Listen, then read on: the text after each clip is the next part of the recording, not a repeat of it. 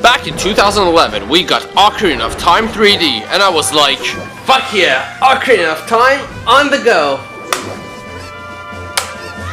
While I did really enjoy that, I felt that I could have used a little bit more than just being a straight port from 1998, its remix dungeons from 2003, and a small graphic boost, and a few small additions. Fast forward 4 years, and here it is. Sadly, I couldn't get the Skull Kid statue. Fucking scammers! So let's begin the review of Majora's Mask on the 3DS.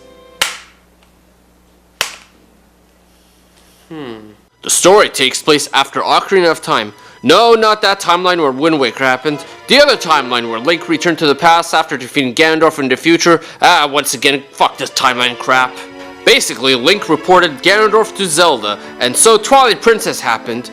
But of course, we're not going that route, unless a Twilight Princess remake is about to happen. After Navi, the fairy that wouldn't shut up, left Link as if she was just using him rather than being his friend, Link is on a quest to try to find her, like the puppet that he is. Basically, this quest of his leads him to fall into a parallel universe called Termina, where many of the people look like they are from the Hyrule in Ocarina of Time, reusing assets, where Skull Kid is trying to crash the moon down onto the Earth.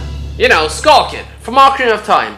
The same one who you gave a mask to. The same one who likes Saria's song. The same one who used me. So before he tries to find his way back to his own world, Link quests throughout Termina to try to awaken the 4 giants of Termina who are capable of stopping the moon from falling.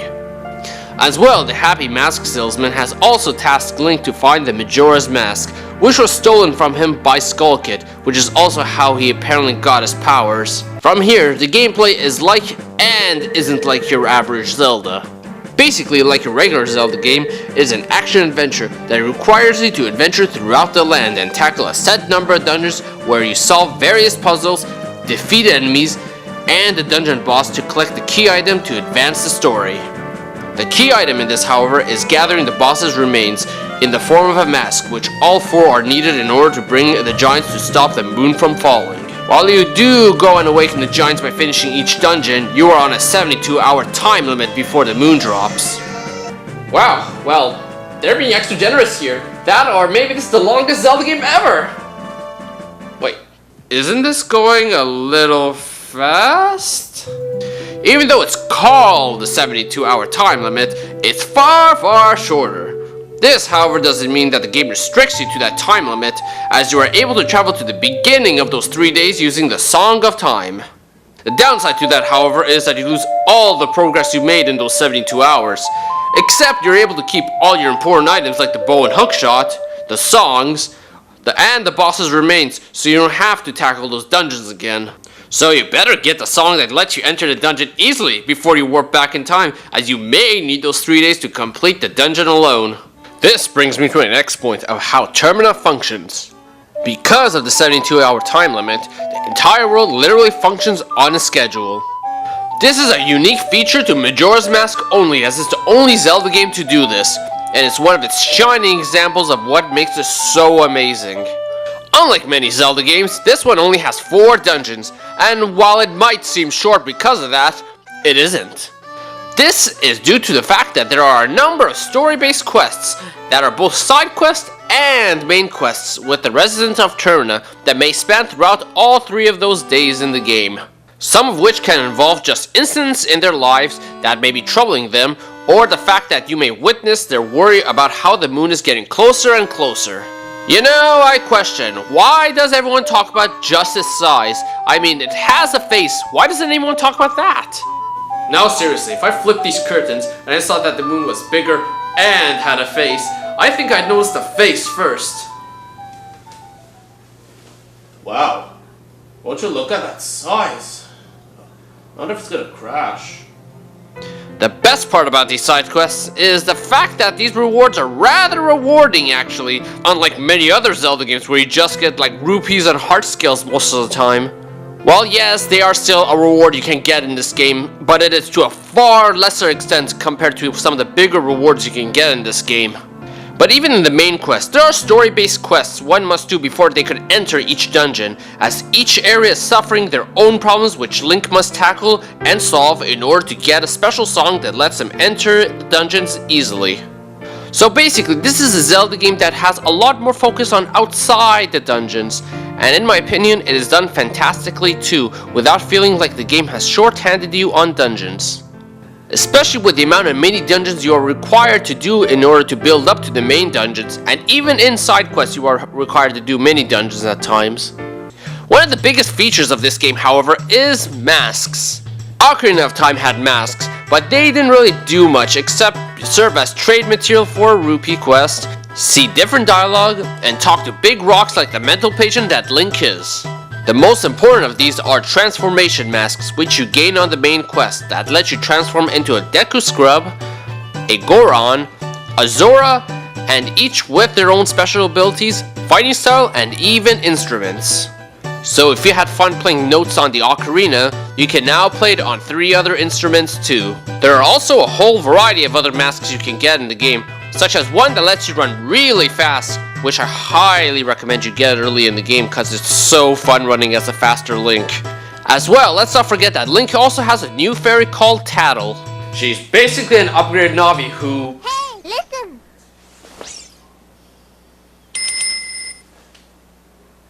Sounds so much better.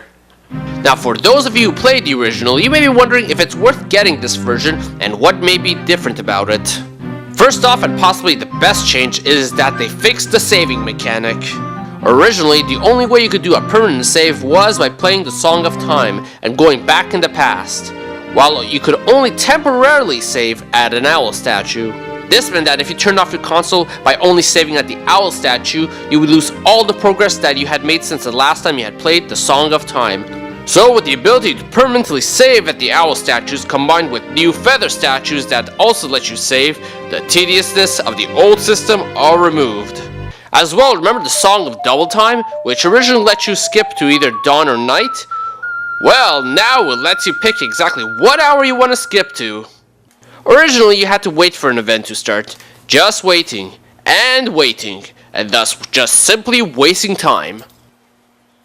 My favorite change, however, is the fact that they changed almost every boss battle in the game. Originally, the dungeon bosses were ridiculously easy as you could simply just rush up to them and slash away, and the battle was pretty much done in a very short period of time without much difficulty. Now, on the other hand, instead of being able to attack any part of their body, they only have a special weak point you can attack, and to no surprise, it is an eye. However, this means you've got to get to that eye, and so the inability to hit them anywhere is already a difficulty increase. While some of those bosses require you to simply find the eye and hit it, some of the other boss battles on the other hand are almost entirely revamped to feel totally refreshed and quite improved. Okay, before I say if I recommend this game to people who played the original, let's give this game a score. Okay, that's new.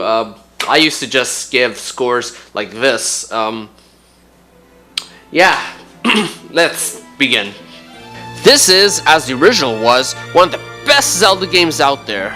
It takes a very different approach in delivering a darker story and deeper side quests together with a much developed overworld filled with many dungeons and tasks rather than the usual heavy focus on just dungeons. Let alone the upgraded features such as the Song of Double Time, better saving mechanics, and fantastic upgrades to much of the boss battles. As well, we have the fantastic soundtrack from the original that was done by Koji Kondo. And last, a fantastic graphical upgrade, which I think looks even smoother than it did in Ocarina of Time 3D. On the downside, swimming as Zora Link is now much worse, since they've slowed it down by quite a bit. And if you want to swim as fast as you did in the original, you gotta now exhaust magic. As well, it is the first Zelda game since Ocarina of Time 3D without a harder difficulty like Hero Mode or Master Quest, and that is quite a disappointment for those who love that feature. As well, like Ocarina of Time 3D, it sadly didn't receive that upgrade to its soundtrack. I highly recommend this game, and I give it a solid A. However, for those who have played the original and are wondering if you should get this game, well, it depends what you want out of it. Do you want portability? Do you want a graphical upgrade? Do you want a tighter game overall with a few changes here and there and better boss battles, in my opinion? Well, I recommend it for you then. But if you are looking for a whole new quest, new dungeons maybe, new boss battles, new items, Master Quest, Hero Mode, well, I can't recommend it at that point. Better to stick with the original game if you want those things, because it doesn't have them. Well, anyways, maybe I should check the original out again. It's pretty nostalgic, since I've now played the way nicer game in my opinion. Yeah, let's play it again.